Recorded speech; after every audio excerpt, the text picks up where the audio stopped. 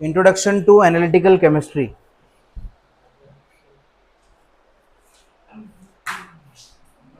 बस 2 चैप्टर ना। कभी कौन सा डेट? 17 को। ठीक।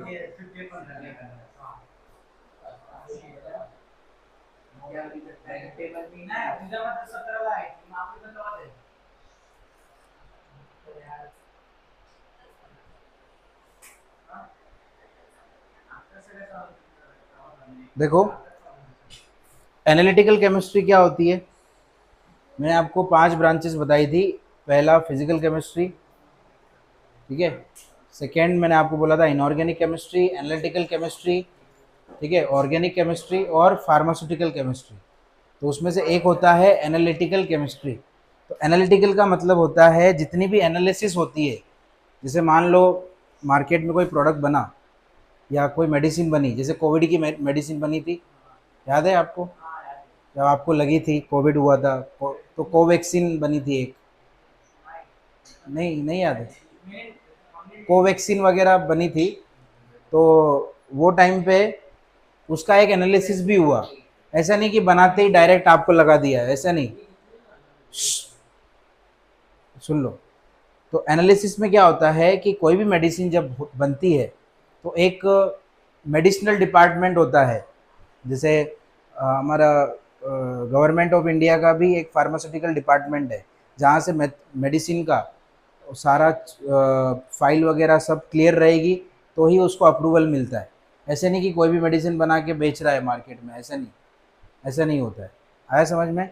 तो मेडिसिन को पहले उसका लाइसेंस लेना पड़ता है।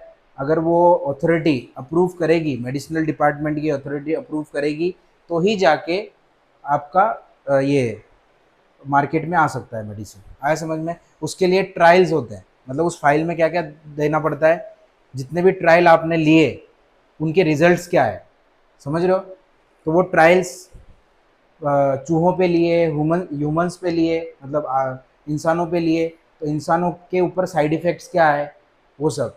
तो बहुत सी कंपनीज क्या करती है, ये जितने भी ट्रायल्स होते हैं ये सब ट्राइबल एरियाज़ में, जो जितने भी इंसान होते हैं ट्राइबल एरियाज़ में, उन लोगों को के ऊपर ये ट्रायल्स होते हैं। तो किसी का ये हिस्सा पूरा सड़ जाता है, किसी के ऊपर पूरे पिंपल्स आ जाते हैं, किसी किसी की स्किन, मतलब जैसे कि मैंने बताया कि स्किन डिजीजेज हो जाती है किसी को मेडिसिन की वजह से। हाँ, मेडिसिन की बात कर रहा हूँ मैं।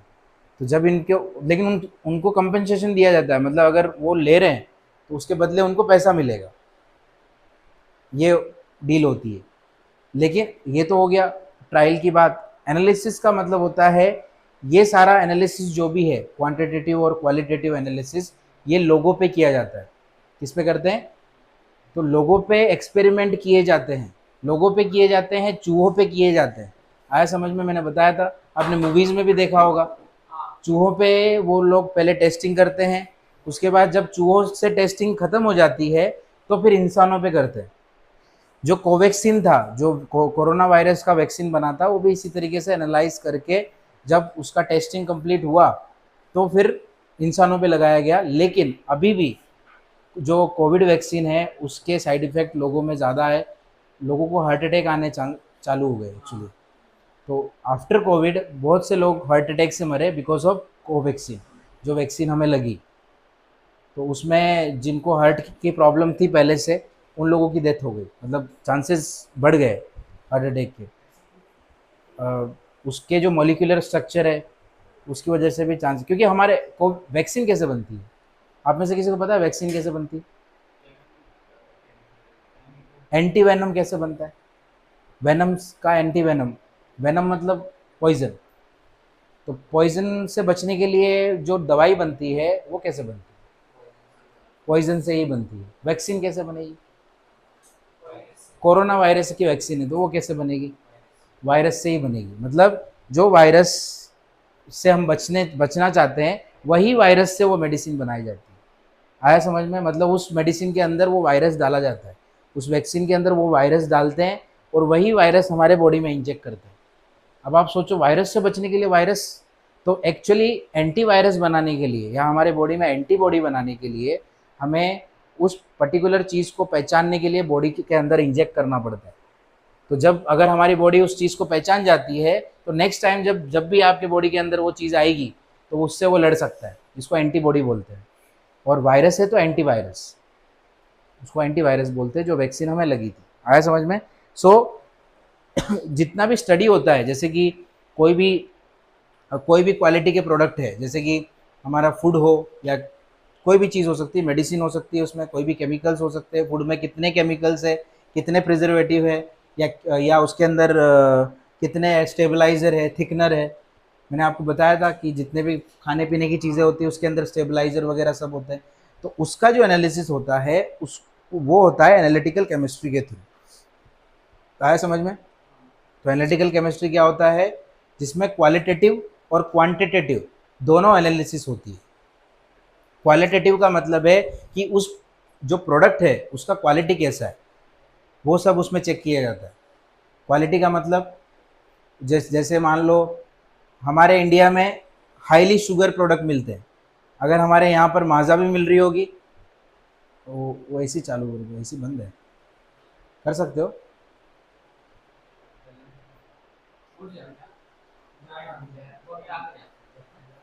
ट्राई करो अगर हो सकता है तो। देखो नहीं होगा, अरे ये वो फ़ोन है ना वहाँ पे, वो गिर ना जाए आराम से। वो बटन उसके पीछे है।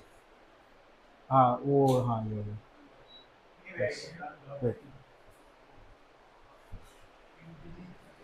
सो क्वालिटेटिव का मतलब होता है कि क्वालिटी कैसी है। अभी आपको शायद कौन कौन फॉलो करते हैं पता नहीं, एक फूड फार्मर करके है, फूड फार्म, वो आपको नहीं मालूम होगा। तो वो सब बताते हैं जो हमारे खाने पीने के प्रोडक्ट है, जैसे कि चाहे माज़ा हो, चाहे कोल्ड ड्रिंक्स हो, या जितने भी वेफर्स वगैरह आप खाते हो, या पैकेज फूड जिसको फूड प्रोसेस्ड फूड बोलते हैं, जो कि जिसमें मैन्युफैक्चरिंग डेट लिखी होती है।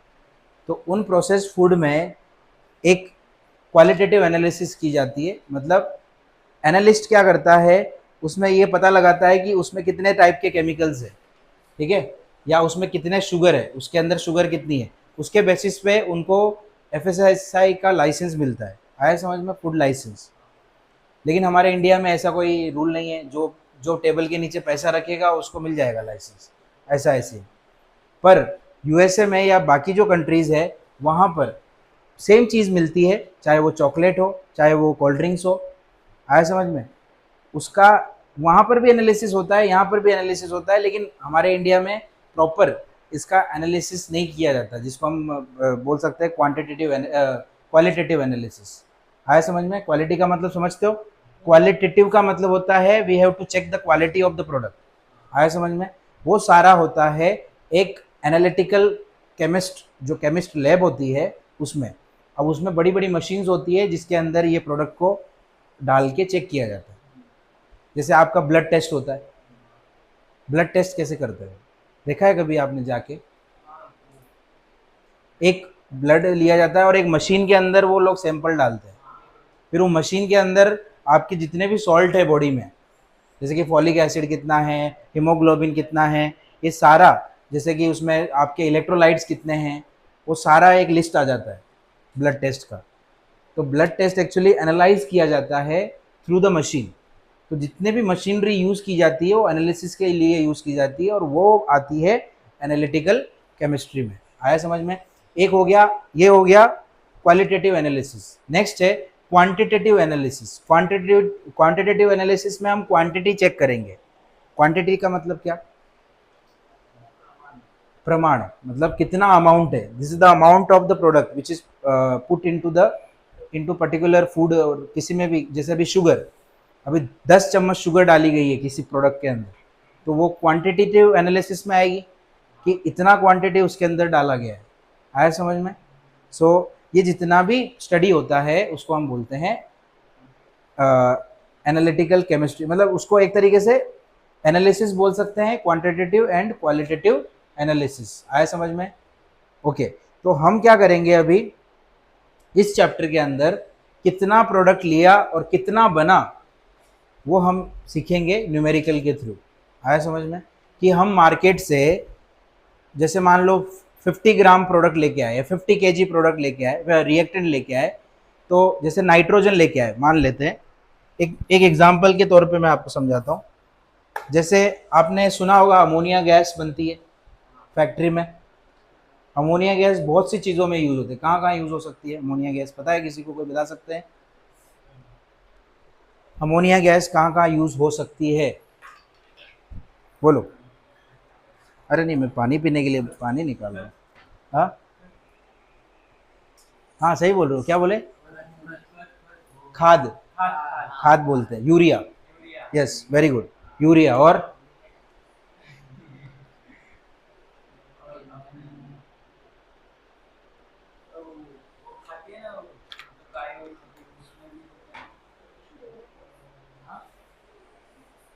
फर्टिलाइज़र, यूरिया फर्टिलाइज़र में यूज़ होता है, यूरिया में यूज़ होता है। जो ऐसे गंदी सी स्मेल आती है फैक्ट्री से, वो अमोनिया की स्मेल है।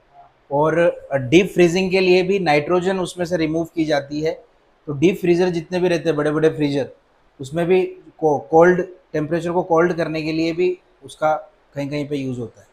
तो अगर मान लो हम हमारे पास नाइट्रोजन है, मार्केट में हमारे पास अवेलेबल क्या है? नाइट्रोजन। व्हाइट बोर्ड नहीं चल रहा है?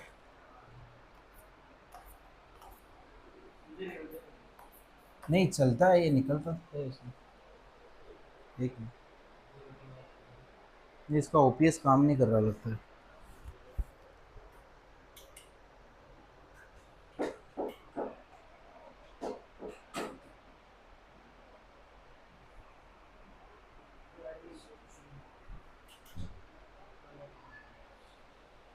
किसी ने बटन दबाया लगता है। एकदम सही है। नहीं, ये इसमें कोई 10th वाले स्टूडेंट में से कोई है।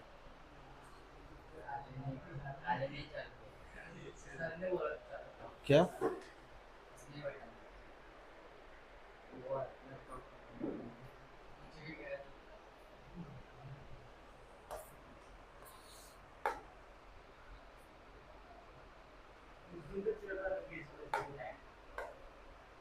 चलता है वो।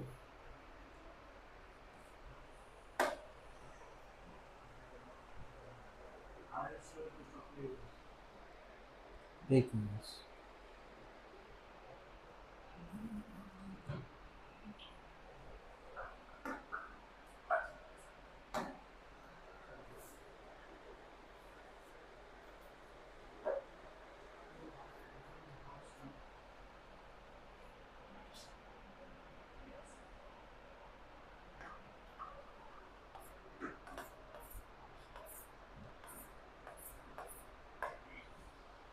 Yes, okay. मान लो हमारे पास नाइट्रोजन है जो हम मार्केट से लेके आ रहे हैं एज अ रॉ प्रोडक्ट, ठीक है। हाँ। और हाइड्रोजन है, ये भी हम मार्केट से लेके आ रहे हैं। अब मार्केट से ऐसे मतलब हाइड्रोजन सिलेंडर में मिलती है, नाइट्रोजन भी मिलती है जो टायर वगैरह में भरते हैं, पता है नाइट्रोजन। तो मान लो ये 50 केजी ऑफ नाइट्रोजन है और 10 केजी ऑफ मान लेते हैं हाइड्रोजन। एग्जाम्पल के तौर पे ले रहा हूँ, वो जब मैं आपको इसको डेप्थ में समझाऊंगा। और इससे 2 मॉलिक्यूल ऑफ अमोनिया आपको मिल रहा है, मतलब आपको फैक्ट्री में बनाना है ये चीज़, ठीक है। तो इससे इतना हम ले रहे हैं, तो इससे कितना बनेगा अमोनिया, वो हमें पता करना है। तो ऐसा नहीं होता है कि 50 + 10 कर दिया 60 केजी आ गया, ऐसा नहीं होता। इसके लिए कैलकुलेशन लगती है, इसका मोलिकुलर मास, इसका मोलिकुलर मास क्रॉस करके वो। हाँ, तो वो मेथड हम यूज़ करेंगे इसके अंदर, ठीक है। सो यहाँ क्वांटिटी निकालेंगे, इसके अलावा क्वालिटी भी हम फाइंड आउट करेंगे कि जो प्रोडक्ट है कि इसमें लिमिटिंग रिएजेंट कौन सा है, मतलब कि इन दोनों में से पहले कौन ख़त्म हो जाएगा। तो वो हम उसके बारे में डिस्कस करेंगे। अरे वो जस्ट वो डिस्कस करने वाले हैं हम, ठीक है। आया समझ में?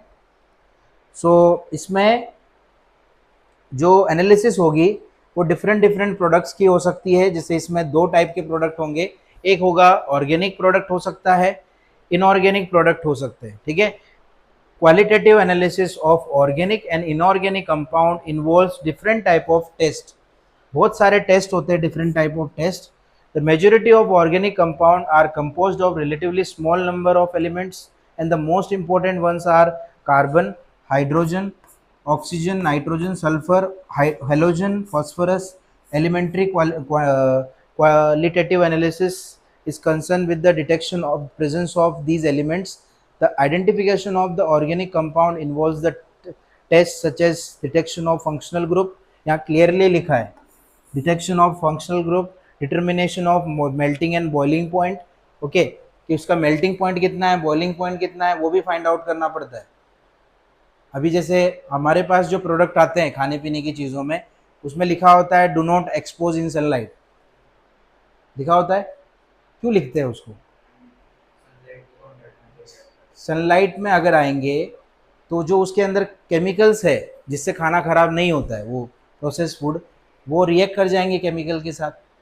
तो इसीलिए उनका मेल्टिंग एंड बॉइलिंग पॉइंट भी फाइंड आउट किया जाता है जब वो प्रोडक्ट हम बनाते हैं, मतलब वो जो भी प्रोडक्ट उसमें डाल रहे हैं उसका melting point and boiling point वो लोग चेक करते हैं मशीन पे। आए समझ में? इसके अलावा फंक्शनल ग्रुप भी चेक करते हैं। अब फंक्शनल ग्रुप चेक करने के लिए जैसे मान लेते हैं, एक एग्जाम्पल के तौर पे लेता हूँ, फंक्शनल ग्रुप डिटेक्ट हुआ, मान लेते हैं पोटेशियम बेंजोएट डिटेक्ट हुआ। अब इसके बारे में आपको नहीं पता होगा, पोटेशियम बेंजोएट ये आपके लिए भी नया है, लेकिन ये एक प्रिजर्वेटिव है, ओके। तो अब जब उन्होंने डिटेक्शन किया तो उसमें कार्बन मिला, ऑक्सीजन मिला और एक सोडियम मिला। क्या क्या मिला? Carbon, okay. तो इसका फॉर्मूला है C7 होगा, C7H5O2Na, ये फॉर्मूला है। मतलब इसमें क्या क्या दिखाई दे रहा है आपको? कार्बन, हाइड्रोजन, ऑक्सीजन और सोडियम, कार्बन, हाइड्रोजन, ऑक्सीजन और सोडियम। तो ये देख के आप ये पता लगा सकते हो कि ये कंपाउंड हो सकता है, ये वाला। तो फंक्शनल ग्रुप ऐसा है, उसका मॉलिक्यूलर स्ट्रक्चर नहीं आता टीवी में निकल के कि आप वो मशीन में डालोगे वो कंपाउंड और उसमें डिटेक्ट हो जाएगा कि हाँ ये मॉलिक्यूल हो गया, ये मॉलिक्यूल ऐसे निकल के आएगा, ऐसा नहीं। आप जब वो सैंपल डालोगे वो मेडिसिन का, क्या बोलते हैं, जो भी मशीन रहेगी, तो वो डिटेक्ट करेगी कि उसमें कार्बन है, उसमें ऑक्सीजन है, उसमें सोडियम है और उसमें एच है। तो इसका एक रेंज वो डिटेक्ट करेगी, एक रेंज होती है ऑर्गेनिक कंपाउंड की, तो वो रेंज डिटेक्ट करेगी। वो रेंज एक पर्टिकुलर ऑर्गेनिक कंपाउंड के लिए एक पर्टिकुलर रेंज दी हुई है ऑर्गेनिक केमिस्ट्री में। जो फार्मास्यूटिकल केमिस्ट्री जिनको पढ़ाई जाती है उनको ये सारे टेक्निक सिखाए जाते हैं कि इस रेंज से इस रेंज में अगर प्रोडक्ट आया तो वो कौन सा प्रोडक्ट होगा, ऐसा। ये सब आगे की स्टडीज़ में सिखाया जाता है, ठीक है। तो अगर ये सारे मॉलिक्यूल्स है और ये इस पर्टिकुलर रेंज में आ रहे हैं, मतलब ये वाला प्रोडक्ट है, मतलब उस पर्टिकुलर सैंपल के अंदर। अभी आपने ये तो सुना होगा ना कि ये सैंपल भेजा गया लैब के अंदर और उसमें ये पाया गया, सुना है आपने? तो वो कैसे पता लगाते हैं? कैसे पता लगा? मतलब उनको एक रेंज, वो बुक होती है, एक बुक है उसकी, IUPAC का ही बुक है, IUPAC का ही एक पूरा बुक है, उसके अंदर ये सब लिखा हुआ है कि इस रेंज से इस रेंज में ये मॉलिक्यूल अगर होंगे तो आपको कौन सा प्रोडक्ट मिलेगा और कौन सा फंक्शनल ग्रुप उसके अंदर है वो पता चल जाएगा। आए समझ में? जैसे कि दूध में डिटर्जेंट निकला, कैसे पता लगा है? चक्के तो मालूम नहीं पड़ता है, लेकिन डिटर्जेंट के लिए डिटर्जेंट का फॉर्मूला क्या होता है? जैसे सोडियम स्टीरेट, तो सोडियम स्टीरेट में कौन से मॉलिक्यूल्स होते हैं, वो फिर वो टेस्टिंग के लिए भेजते हैं, तो वो मॉलिक्यूल के ये सारे एलिमेंट्स उसके अंदर निकलते हैं, तो उससे पता लगाया जाता है। ये मैंने खुद किया है, इसीलिए मैंने खुद पता लगाया भी, एनालिसिस मैंने किया है, इसलिए मैं आपको बोल रहा हूँ। तो एनालिसिस पता चलती है उससे। आए समझ में? ओके। सो एक एनालिस्ट का काम क्या होता है? ये सब पता लगाना। मतलब यहाँ से जो फूड डिपार्टमेंट होगा, आपने सुना होगा तुकाराम मुंडे, अभी उन्होंने रेड डाली थी, तो उन्होंने सैंपल भेजे, सारे सैंपल, ऐसा नहीं कि सारे खराब, कुछ अच्छे सैंपल भी वो लोग चेक कभी कभी सैंपल के लिए भेज देते हैं। अगर वो सपोज सामने वाली पार्टी है, वो नहीं मान रही है, वो बोलती है कि हमारे प्रोडक्ट सही है, तो वो लोग क्या करते हैं, फिर वो सैंपल भेजते हैं, फिर वो सैंपल टेस्ट होके आते हैं, उसमें पता चलता है कि ये उसमें मिक्स ये प्रोडक्ट ख़राब है या उसमें ये चीज़ें ऐड हुई है, मतलब एक्स्ट्रा में ये केमिकल ऐड किए गए उसके अंदर, तो वो लोग ऐसे पता लगा। आया समझ में? क्लियर हुआ कि ये कहाँ यूज़ होता है अभी? ओके नेक्स्ट, ये हो गए फंक्शनल ग्रुप। तो इसमें इनऑर्गेनिक और ऑर्गेनिक दोनों तरीके के प्रोडक्ट पता लगाए जा सकते हैं। Okay next, chemical method, chemical method of quantitative analysis. अब केमिकल मेथड कौन कौन से हैं मैं आपको उसमें से बता देता हूँ कौन से हैं। देखो एक एक है ग्रेविमेट्रिक एनालिसिस है, एक दिख रहा है आपको ग्रेविमेट्रिक एनालिसिस, और दूसरा है टाइट्रोमेट्रिक एनालिसिस, वॉल्यूमेट्रिक एनालिसिस। ठीक है, ये दो एनालिसिस इसके अंदर दिए गए हैं। कौन सा? एक तो ग्रेविमेट्रिक एनालिसिस है, आप इधर आ जाओ, उसमें आप दिख रहे हो लगता है। नहीं फेमस।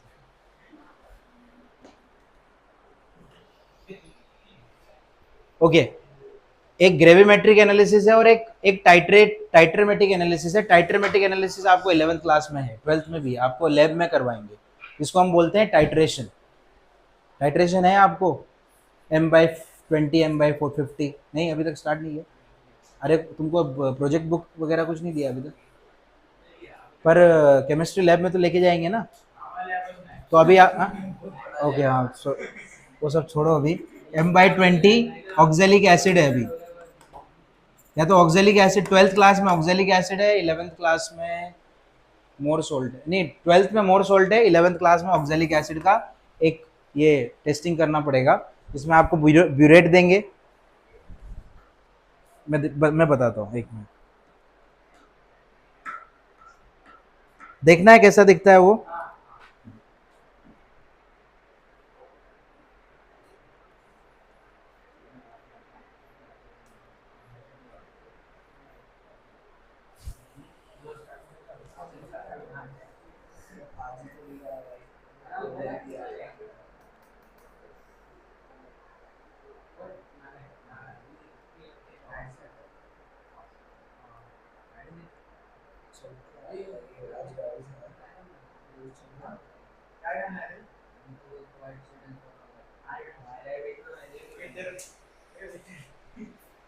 नेट नहीं चल रहा है, आपने ब्यूरेट वगैरह नहीं देखा है क्या?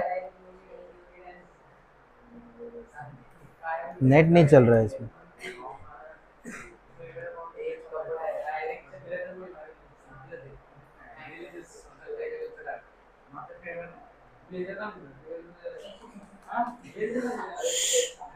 अरे बातें करना चालू।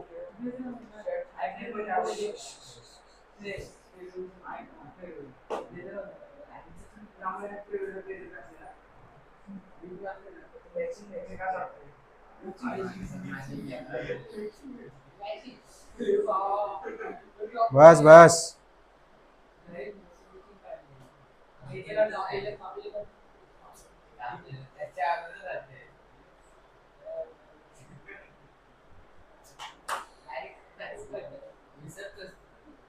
अरे नेट नहीं चल रहा है,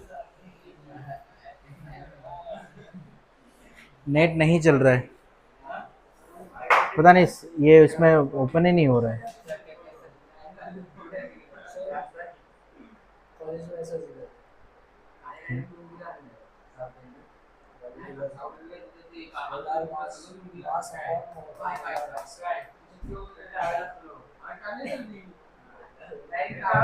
बस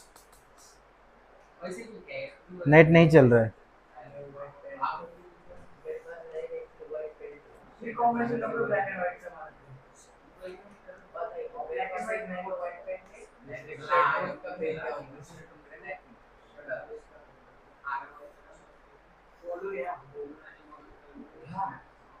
वो साइट ओपन नहीं हो रही है।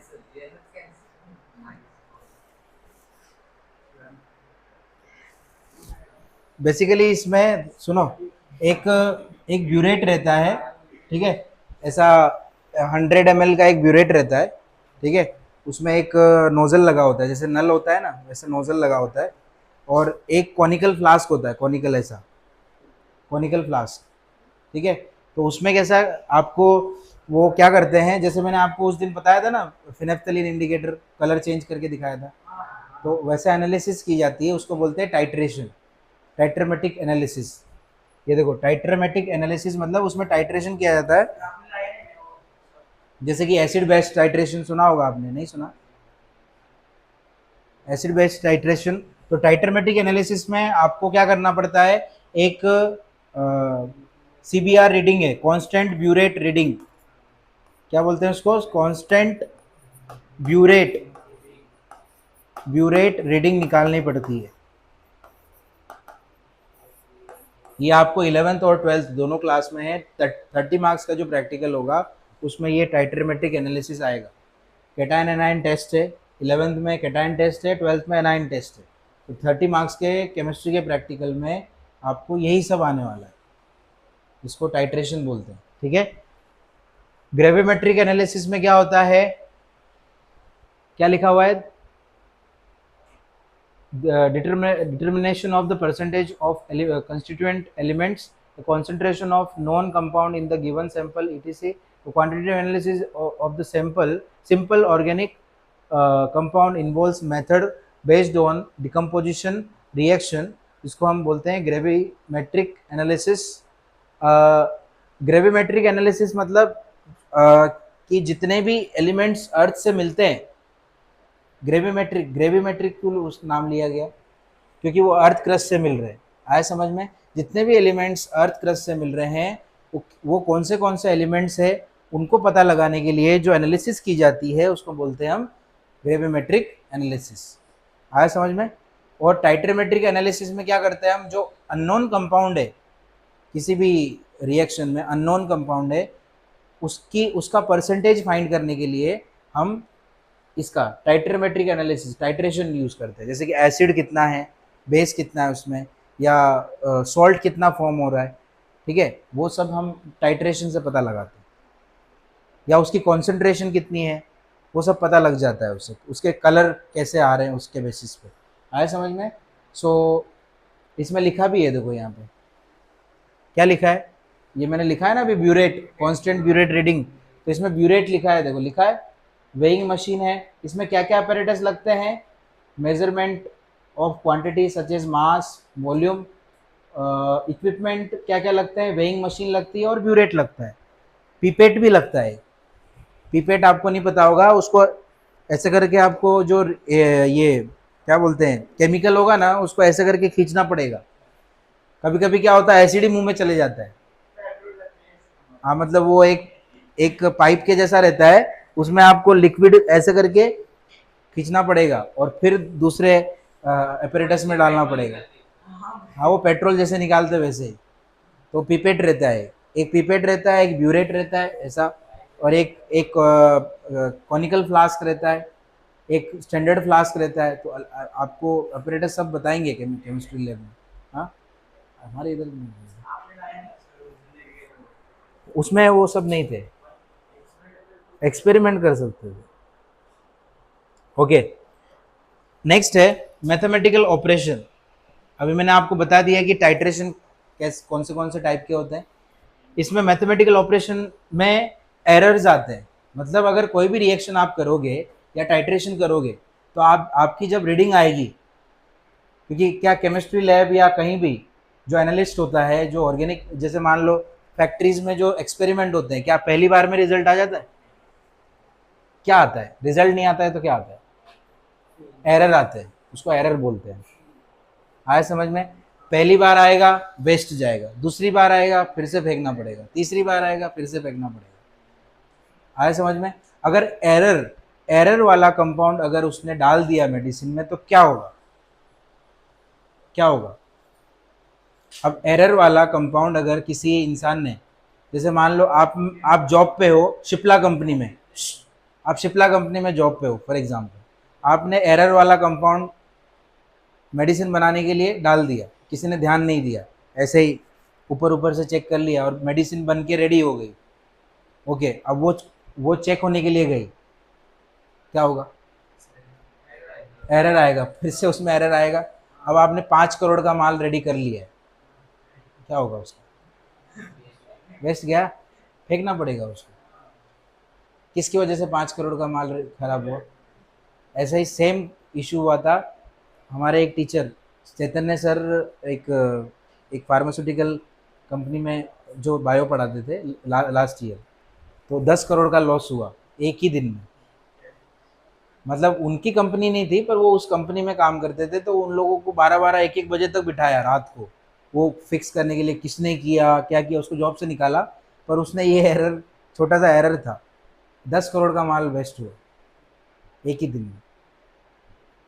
सोच सकते हो एक छोटी सी चीज़ से क्या हो सकता। अरे सर चलता है यहाँ पे, तो क्या रीडिंग आया थोड़ा बहुत, 0.5 की जगह 0.4 लिख दिया, नहीं चलता है वैसे। इतना एक्यूरेसी चाहिए होता है ये सब चीज़ों में कि अगर आप छोटी सी भी मिस्टेक करोगे ना, तो जो ऑनर है कंपनी का, उसको बहुत बड़ा लॉस है उस चीज़ से। क्योंकि उस एरर की वजह से आपकी बॉडी में कितने साइड इफेक्ट हो सकते हैं वो आपको भी नहीं पता है। क्योंकि यहाँ छोटी, हाँ, नहीं एरर आएगा मतलब अगर एरर की हुई चीज़ों का अगर आप बॉडी में लोगे तो इफेक्ट, साइड इफेक्ट होगा, वो इफेक्ट तो नहीं है, साइड इफेक्ट होगा, उसका साइड इफेक्ट आएगा। तो वो ऑब्वियस सी बात है, फिर जो आगे अप्रूवल के लिए जाएगा वो अप्रूवल ही नहीं देगा उसका। तो आपने तो ऑलरेडी 5-6 करोड़ का माल बना रख के रखा है ना पीछे, उसका क्या करोगे? गाय भैंस को खिलाओगे? समझ में आ रहा है मैं क्या बोल रहा हूँ? तो ये होता है। नेक्स्ट, हमने क्वालिटेटिव एनालिसिस कर ली, क्वांटिटेटिव एनालिसिस कर ली, उसके बाद हमें एरर चेक करना पड़ता है। तो एरर कैसे चेक करते हैं केमिस्ट्री के अंदर, वो हम इन मेथड से सीखेंगे जो अभी आगे मैं बताने वाला हूँ। ठीक है, उसके लिए कुछ फॉर्मूलाज है, रिलेटिव एरर कैसे निकालते हैं, ये सब। तो अब आपको सिर्फ मैं फॉर्मूला नहीं, मैं क्यों सिखा रहा हूँ, ये सब चीजें समझ में आई अभी आपको, ये सब एरर वगैरह क्यों बता रहा हूँ? ओके, सो इसमें क्या होगा, अभी मैंने जैसे कि बता दिया, जो मैथमेटिकल जितने भी इक्वेशंस होगी या मैथमेटिकल जितने भी कैलकुलेशंस होगी, वो सब इसमें सीखने वाले हैं। ठीक है, तो एरर यहाँ से शुरू होगा, कैलकुलेशन वाला पार्ट। ये आपने ज़्यादा रीड नहीं किया तो भी चलेगा, कोई इशू नहीं है। साइंटिफिक नोटेशन क्या होती है वो समझो। अभी जैसे मान लो, अभी क्या होता है कि अगर मान लो हमारे पास कोई वैल्यू है जो कि खरब के आगे आपको कुछ पता है? खरब, अरब, खरब, उसके आगे किसको पता है? खरब के आगे, हाँ इंग्लिश में।